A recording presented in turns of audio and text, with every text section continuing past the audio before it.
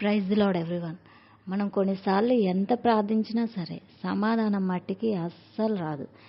ఏంటి ఈ ప్రార్థన అంతా ఏమైపోతుంది? అసలు ఎంత ప్రార్థించినా కూడా నాకెందుకు సమాధానం రావట్లేదు? ఈ సమస్య ఎందుకు క్లియర్ అవ్వట్లేదు? ఏంటి అసలు అన్న ఆలోచన ఉంటుంది కదా మనకి. దానికి మన వాక్యానుసారంగా చూసుకున్నట్లయితే దేవుడు ఒక విషయం చెప్తాడు. ఏమనంటే, మీరు ప్రార్థించినప్పుడు మీరు అడిగిన వాటన్నిటిని కూడా పొంది ఉన్నామని నమ్మండి అనేసి చెప్తాడు. మనం ప్రార్థించేటప్పుడు మనం విజ్ఞాపన చేస్తూనే ఉంటాం, కానీ నేను చేసిన విజ్ఞాపన అవును ఇది నాకు నెరవేరుతుంది నా జీవితంలో, ఇది నాకు ఇచ్చినందుకు దేవా నీకు స్తోత్రం అనే మనం దేవునికి కృతజ్ఞతాస్తుతులు చెల్లించేవారిగా మాత్రం ఉండం. యోనా గ్రంథంలో 2వ అధ్యాయంలో చూసుకున్నట్లయితే యోనా గారు ప్రార్థిస్తారు. ఆ మత్స్యము కడుపులో నుండి యోనా యెహోవాను ఇలాగున ప్రార్థించెను. నేను ఉపద్రవములో ఉండి యెహోవాకు మనవి చేయగా ఆయన నాకు ప్రత్యుత్తరమిచ్చెను. పాతాళ గర్భములో నుండి నేను కేకలు వేయగా నీవు నా ప్రార్థనను అంగీకరించి ఉన్నావు. నీవు నన్ను అగాధమైన సముద్రములో పడవేసి ఉన్నావు. ప్రవాహములు నన్ను చుట్టుకొని ఉన్నవి. నీ తరంగములను నీ కరళ్ళును నన్ను కప్పి ఉన్నవి. నీ సన్నిధిలో నుండి నేను వెలివేయబడినను నీ పరిశుద్ధాలయము తట్టు మరలా చూచెదననుకుంటుని.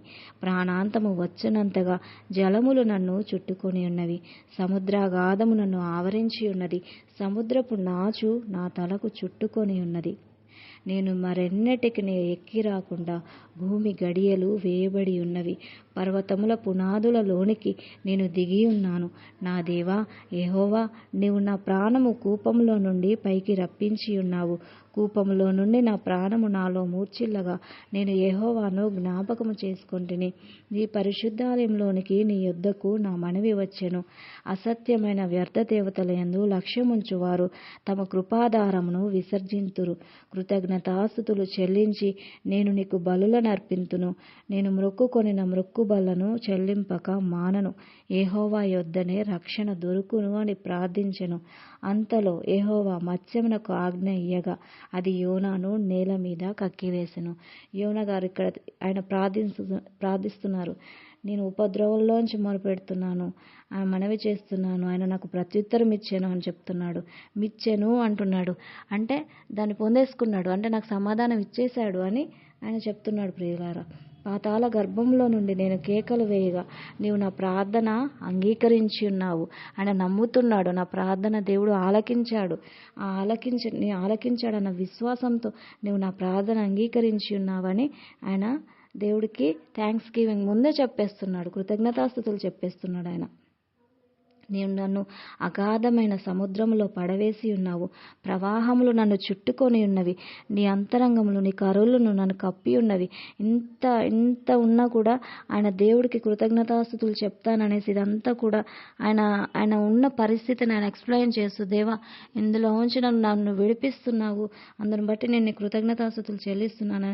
నేను కృతజ్ఞతాస్తుతులు చెల్లించి నేను నీకు బలులను అర్పిస్తానని చెప్తున్నాడు. నేను మ్రొక్కుకొని నా మ్రొక్కుబలను చెల్లింపక మానను అని ఆయన మనవి చేస్తున్నాడు దేవుడి యొద్ద. ఈ రీతిలో ఆయన దేవుడికి కృతజ్ఞతాస్తుతులు చెప్తూ ఆయన ప్రార్థించిన వెంటనే దేవుడు ఆయన ప్రార్థన విన్నాడు. అంతలో యెహోవా ఆ మత్స్యానికి దేవుడు ఆజ్ఞాపిస్తాడు. నువ్వు ఆయన్ని కక్కివేయమని ఆయన ఆజ్ఞాపించగానే ఈ మత్స్యం వెళ్ళి ఆయన్ని కక్కివేస్తుంది. ఆయనని నేల మీద కక్కివేస్తుంది. ఈ రీతిలో ఈ యోనా గారు ఏ రీతిలో అయితే ప్రార్థించాడో, మనం ప్రార్థించినప్పుడు మనం అడుగుతున్న వాటిని ఎల్లను పొంది ఉన్నామని, అన్నిటిని పొంది ఉన్నామని విశ్వాసంతో నమ్మకంతో విశ్వసించువాడు కలవరపడడు అని ఉంటుంది కదా.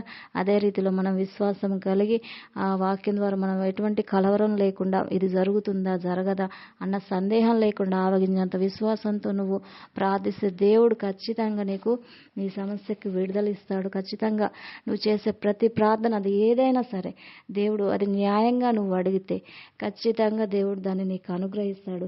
ఈ రీతిలో యోనా గారి ద్వారా మనం ఆయనకి కృతజ్ఞతాస్తుతులు చెల్లిస్తూ, దేవుడు స్తుతులపై ఆసీనుడు, ఆయనకి నిత్యము మనం ఆయనకు స్తుతిస్తూ ఆయనకు కృతజ్ఞతాస్తుతులు చెల్లిస్తూ మనం ప్రార్థించినట్లయితే ప్రియులారా, ఖచ్చితంగా దేవుడు మన జీవితంలో గొప్ప అద్భుతాలను చేయగల సమర్థుడు.